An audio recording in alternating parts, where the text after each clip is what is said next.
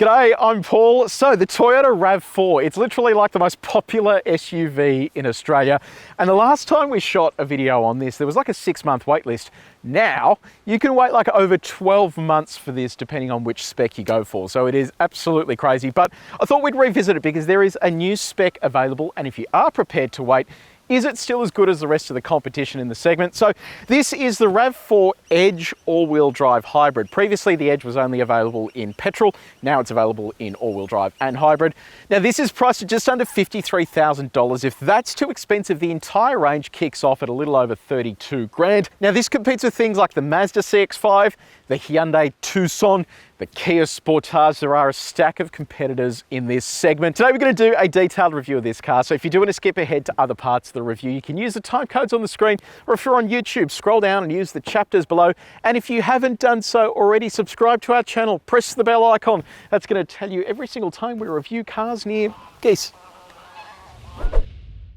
So let's talk exterior as the rain starts sprinkling down. You've got 6 colours to pick from, and all but white and khaki are going to cost you an extra sort of $700 or so. So what has changed as part of this facelift? Well, not a whole lot. Aside from the addition of this model, there are some new headlights that I'll run through in a second, but for the most part, it is pretty much the same. There are some minor revisions inside. So being the hybrid model, like every other Toyota product, you get the blue surrounds. You've got a camera down here for the 360 camera. That top section of the grille is closed in, but you do have cooling through that center section and the bottom. Got a bit of gloss silver finish down there, and then matte over here as well. I actually quite like the design of the Rav4. I think it is probably one of the better looking SUVs in the segment. Yes, styling is subjective. Some people hate the way that it looks, but I reckon it looks pretty cool. The headlights have had a bit of a change. So you'll remember with the outgoing or pre-facelift model, this cluster looked a little bit different. Now it has projector LEDs in there, along with an LED daytime running light and indicator. Got a fog light down the bottom there, and then we'll whip around to the side. So down here, you've got a set of 19-inch alloy wheels. Big fan of this design. It's got that sort of matte finish to it. Then up the top here, you have plastic cladding for those wheel arches. These are a little bit controversial because they look very similar to Jeep's setup with those sort of rounded edges on the side. These kind of signify that it is capable of doing off-road driving, even though you're only going to be doing very light off-roading if you do go off-road. Hybrid badge up the top here. Then our mirror has an indicator built in. We've got a camera nestled into the side there. A little bit of chrome around the edge of that indicator with body color at the top and then black down the bottom. You've got privacy glass, more of that cladding down here. Now around the back here, you still have incandescent elements within that taillight cluster, which I think is a bit disappointing. If you're going to use LED around the car, the interior has been updated with LED lighting. Why would you not extend it to the rear? This also looks strange to me as well. So the Edge gets all this black lettering, but then you have this chrome colored hybrid badge. Wouldn't you just go down here with black as well? But anyway, I'm not a designer, so there's probably a reason for that. You've got more black sections down here with that silver section similar to the front of the car. Toyota logo there with more of that blue highlight, and then a shark fin aerial as well. Now tell me, do I know what I'm talking about? Is this a good looking SUV, or do you think Toyota needs to do a bit of a redesign? So we are inside the Rav4. Yes, I can see all the orange stuff. I'll get to that in a second. Let's start off with the key. So you have lock, unlock, boot, and then on the back you have Toyota Rav4. Note the blue there around the Toyota logo. Proximity sensing key. So you leave that in your pocket, then you have a push button start just in here. So yes, the orange, there is a lot of it inside this cabin. And look, I understand they want to make a point of difference and really sort of make it pop, but yeah, I don't know that I'd be wanting that much sort of orange in the cabin. It kind of reminds me of the FJ Cruiser that was sort of discontinued. So maybe that's a theme they're going for with the Edge version of this car. Now, in terms of the design itself, though, I do think it is nicely laid out. So you've got all this soft touch stuff up the top. You've got the screen sitting proudly there, and then you have all of these soft touch materials with that contrast stitching there. I love that these dials have rubber finishes to them.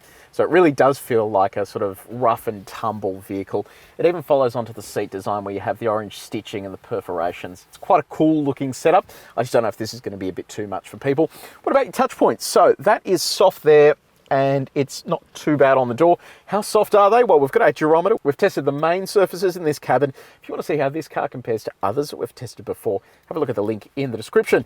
Now, build quality. That is a little bit wonky there. The rest of this feels okay. And our door test. That sounds good. And more rubber there on the door handle as well. Righto, infotainment. So, this is probably the most disappointing thing about this car, and I'll explain why. So, 8-inch infotainment screen, but look at the size of the infotainment panel. You could fit a much bigger infotainment system in this, and I really don't understand why we're so limited here in terms of the size. You do have your shortcut buttons on the side there, and then you also have rubberized knobs there as well if you do need them. On the radio front, you have AM, FM, and DAB plus digital radio. But in terms of the sound system, you have a 9-speaker JBL branded sound system. So that part of things is pretty good. The disappointing part is more just the functionality. While this was okay when the car first launched, they really haven't done a great deal to update it and just give it some of the pace that some of the other competitors in the segment have. So Ford's Sync infotainment system, Mazda's new infotainment system, I really do think this is quite lacking. Even the Tucson and the Sportage with their big screens, Toyota really needs to get their infotainment game happening. I've also noticed there is a missing element here, which is the remote connectivity. So while a lot of Toyota's other products now feature remote connectivity, there is no ability to contact the car outside of it, and also no ability to call for help using SOS buttons, which have featured in other Toyota products like the Hilux. On the smartphone mirroring front though, you have both Apple CarPlay and Android Auto. They are wired systems. So you can see it there. It's kind of fast enough, but just a tiny bit laggy as you flick through that. You also have voice recognition available for your smartphone when it is mirrored to the car. I'll show you what Android Auto looks like. I'll crack that open.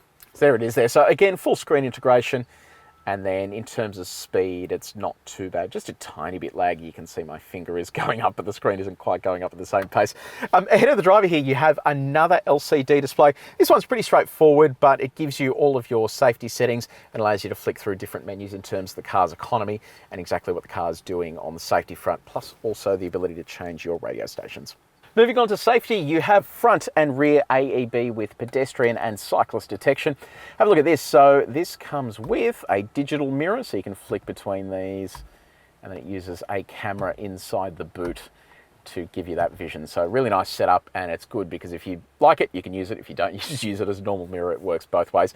You have radar cruise control, you have rear cross traffic alert, a lane departure warning. You also have blind spot monitoring built into the wing mirror over there. In terms of parking, you have both front and rear parking sensors and a 360 camera. So let's have a look at that. So there it is there. The quality is really, really poor. So I mean, that could be way better than it is, but that is your reverse view.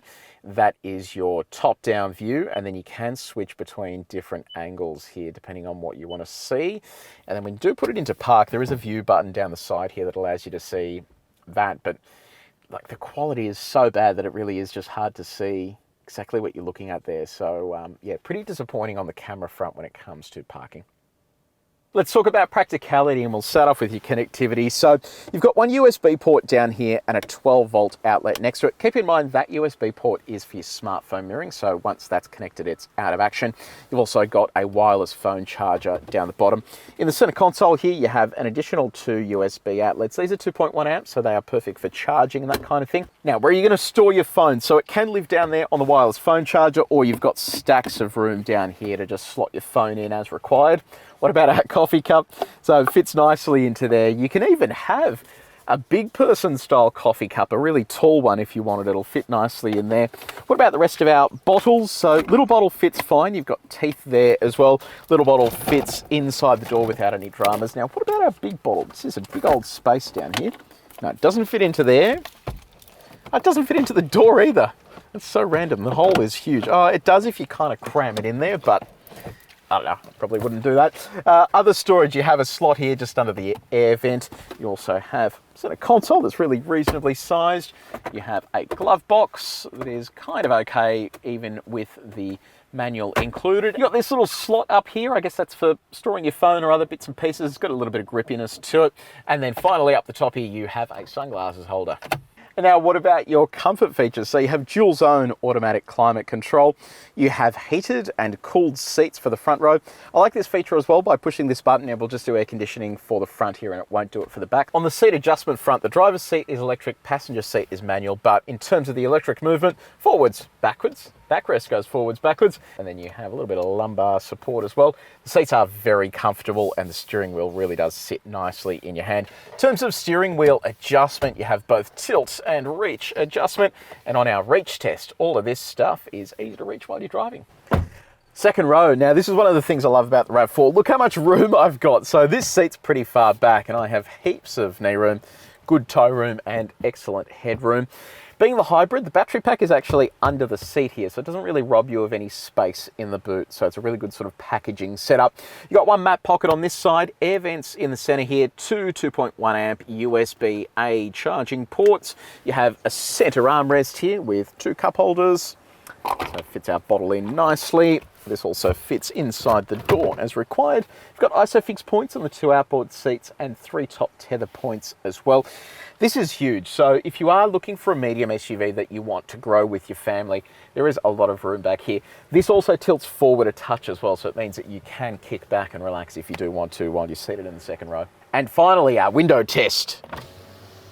See what happens. All the way down. Fantastic. Good job, Toyota. One of the big benefits of the RAV4 is the size of the boot. It is a very slow boot, unfortunately. Come on, up you go. There we go. Oh, actually, before I show you the size of the boot, this is where the camera is nestled for the digital mirror. So they kind of pop it up the top there. So you have just under 600 litres of cargo space available here in this configuration. Then when you lift this up, you have access to a temporary space saver spare tyre. This though can drop down a level thanks to that being a space saver. Gives you just a little bit of extra storage or potentially the chance to actually put things underneath this lid. You've got hooks down the front there, a big JBL subby. I'll show you what it looks like with our bags in there. So one bag there and then this bag as well. So it's a really good space because the lip is quite low, so it means getting things in and out is really straightforward. So, yep, big fan of that. Now, you can extend the space if you want, and you do that by dropping the second row out of there. It's a 60-40 folding configuration, and that expands the space to just under 1,700 litres. So we've just hit the road in the RAV4. Now, one of the big benefits of the hybrid and particularly the all-wheel drive version is, I guess, the drivetrain and how versatile it is. So it uses a naturally aspirated 2.5 litre four-cylinder petrol engine. That engine makes 131 kilowatts of power and 221 newton meters of torque. So it's not a tremendous amount, but it is supplemented by hybrid components, and it's quite a fascinating system. Inside the actual transmission, there are two motor generators, so two electric motors. They both act in their own ways to supplement the engine's torque to give you either full electric power or have you running on a mix of both the internal combustion engine and the electric motor. But then the all-wheel drive version has a separate electric motor on the rear axle. So this, in effect, has three electric motors powering it. So it's a pretty advanced system. Now, they combine to produce 163 kilowatts of power, and that's where you can see this starts making a whole lot more sense because you're getting that push in the back from the electric components plus the internal combustion engine as well. Now, how does all that feel behind the wheel? Let's give it a little stab here. Yeah, look, it actually feels really nice and sprightly. Like it just gets up and moves. And it's funny because you hear the noise and it just sounds like, you know, it uses a CVT. So it just revs out when you hit the throttle. But you get a whole lot more punch in the back than you actually are hearing. So it sounds and feels like it's actually doing stuff, which is what I really like about the RAV4, especially in the all-wheel drive hybrid trim. The other really big advantage of this setup is that you don't have a driveline that runs down the center of the car, which means you're saving weight in effect. You also don't have to have a giant hump there to accommodate the driveline, but you still have the benefit of all-wheel drive, and it's instantaneous all-wheel drive. So when it needs torque on the rear axle, it just simply pulses that electric motor instead of having to send torque down a driveline, which is entirely inefficient. Let's chat fuel economy. Toyota prides itself on economical hybrids. Let's see how we're sitting at the moment. We are currently sitting on an average of 8.9, so it is double that. I will caveat that by saying that this car has been doing idling today. We've been using it as part of our big SUV comparison, so it has been doing a lot of idling, and I have seen these down around that 5 litre per 100k mark in real life situations. So I think it can be better. Today is just the exception to that rule. Now quickly, I want to just, on the back of the fuel economy section, talk about the fuel tank. So it's a 55 litre fuel tank, but when we published our last review, we had a stack of people contact us and say they can't actually fit 55 litres of fuel in the fuel tank. I know that there's normally like a reserve in there, but that's normally above the stated amount that you can actually get in there. So do you own a Rav4 Hybrid? Does it actually fit 55 litres? Let us know in the comment section below. One of the other big advantages of the hybrid drivetrain is that if you do roll out of the throttle, it can go into its full EV mode. And in that mode, it has the internal combustion engine switched off. So that's saving you petrol because the internal combustion engine isn't running. But it also means that you are able to charge the battery when the vehicle is slowing down. So as I roll out of the throttle, it goes into that charging zone. And then the more braking I put on, the more it is charging that small battery. So you can put it into the EV mode permanently. So you push that button and it is just running on EV. But yeah, if you do accelerate too hard, it will basically kill your EV mode progression because it is only a small battery and the electric motors can't pull enough current to get it moving at any great pace. Now, what about your drive modes? Let's pop this into sport. Fling it through our corner. I already feel the throttle has become instantly sharper. Put it through here. That's actually not too bad. The ride is pretty soft, so you do get a little bit of body roll through the corners, but for the most part, it gets along really nicely. And when it is in that sport mode, the throttle picks up fast and sharp. It gives you that sort of punch in the back that you need, and it's all fairly seamless, so a pretty impressive setup there. In terms of your other drive modes though, if you hit that down, it just goes into normal. You've got eco as well, plus a trail mode, which is for light off-road driving. Toyota doesn't have an official 0 to 100 figure for the Rav4, but this is how it went up against our stopwatch.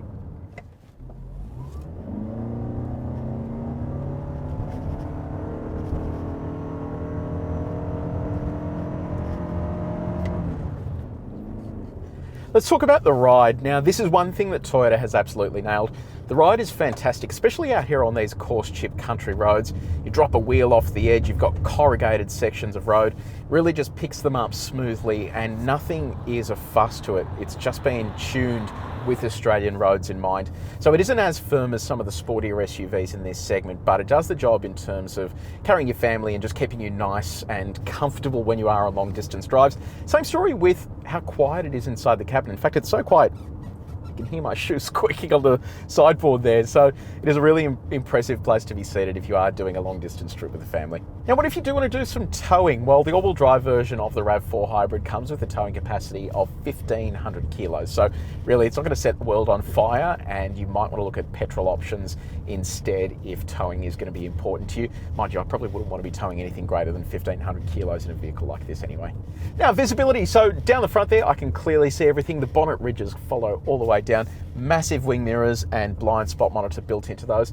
Visibility out the rear is great as well. It's a big envelope. And of course, with parking, you've got that 360 camera. It's not very good, but you do have the front and rear parking sensors that make it easy to place in and around the city. So the Toyota Rav4, look, I don't think they've made any mistakes by simply putting the hybrid drivetrain into the Edge model, the top spec. It still drives fantastic. It uses barely any fuel at all. And look, it is just big inside too. It really just ticks all the boxes that you need in the medium SUV segment.